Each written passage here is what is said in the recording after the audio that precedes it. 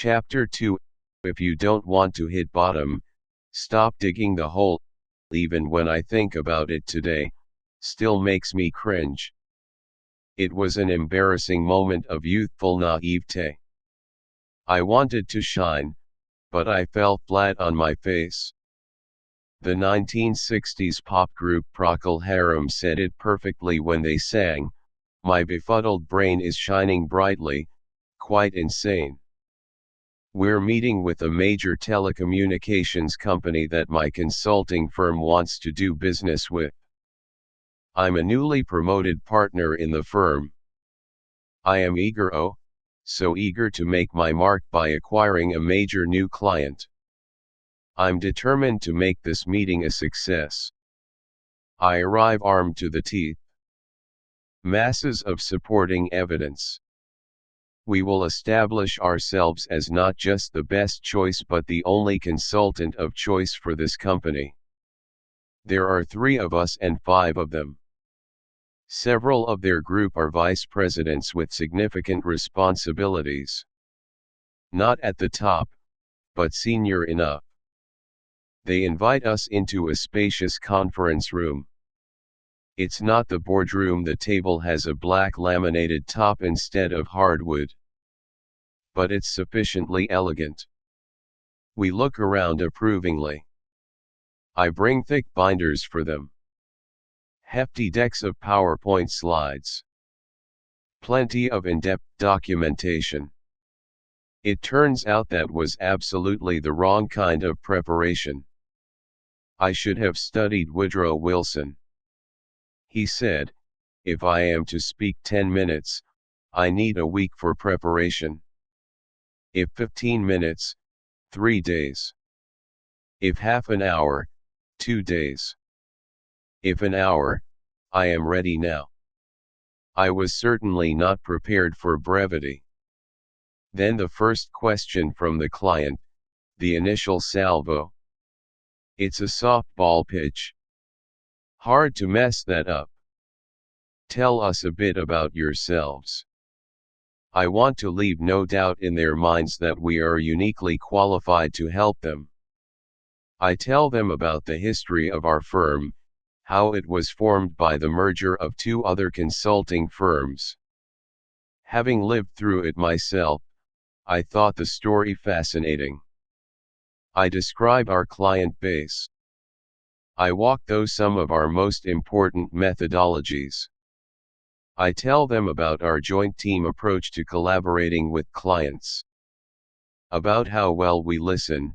I am too young to appreciate the irony of that claim.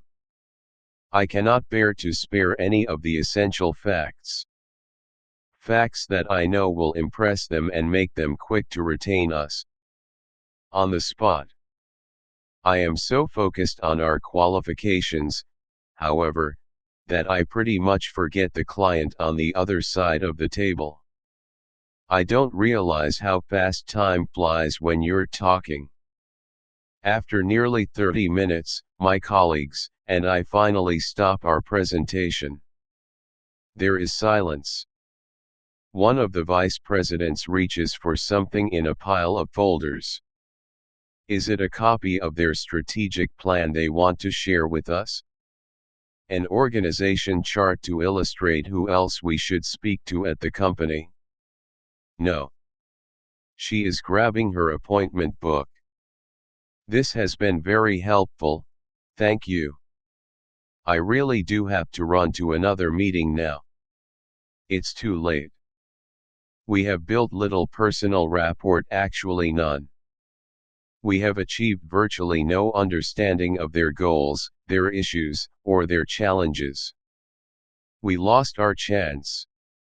Now we're being escorted out. Writing this, I hear the refrain from Bob Dylan's song My Back Pages echoing in my head.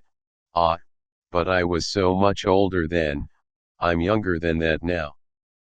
I'm reminded there are no mistakes in life, only lessons. Fast forward.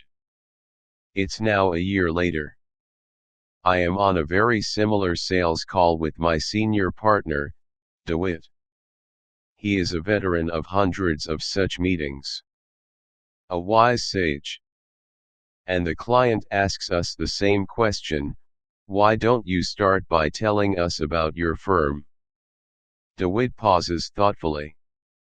He looks up, and asks, what would you like to know about us?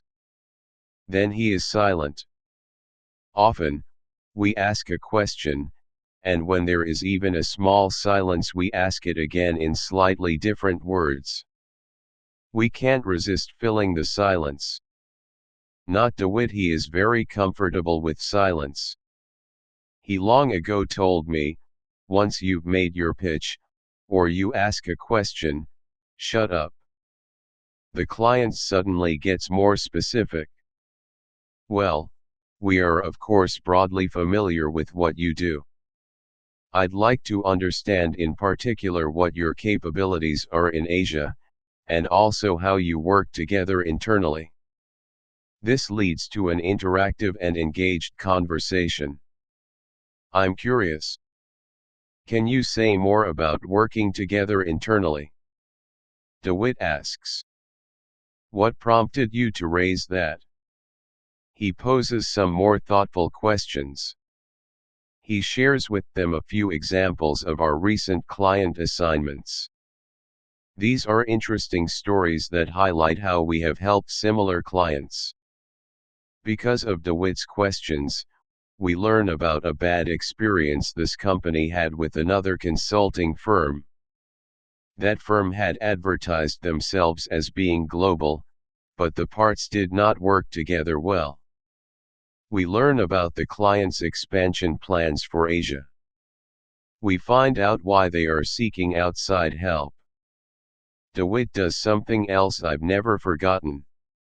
He praises me to the client. Me, not himself. Instead of talking about his 25 years of experience, about his commanding knowledge of the industry, he talks about how lucky he is to have me on the team. He says I'm one of their brightest young partners. One of their hardest working. Me. The discussion is different and infinitely richer than the one I had the prior year with the telecommunications company. It is the beginning of a new relationship. A week later the company calls DeWitt. They invite us back for more discussions. Then a proposal. DeWitt ends up working with them until he retires, 8 years later. They are now my client. A client for life. After that meeting, I was happy to carry DeWitt's bag wherever we went. When someone says, tell me about your company, get them to be more specific. Ask, what would you like to know about us? Similarly, if someone asks you, tell me about yourself, ask them, what would you like to know about me? Suggestions for how to use this question: what would you like to know about us? When someone asks us a question, we rarely ask them to clarify exactly what it is they want to know. Have you ever watched someone give a 5-minute answer to the wrong question to a question they thought they heard but which wasn't actually asked? It's painful. Always clarify what the other person is looking for. If someone says, tell me about yourself, you could start with your birth and talk for hours. Or, you could ask them what part of your background would most interest them, and start there. When to use the question: when you are asked a general question that could potentially require a long answer. When time is short and you want to be sure that your very brief answer will be right on target. Alternative versions of the question: what part of my background interests you? What aspect of that situation would you like me to focus on? Before I answer that, have you had any experience with our organization in the past? What if I started by describing a couple of examples of recent work we've done for clients like you? Follow-up questions: does that answer your question? Is there anything else you'd like me to talk about?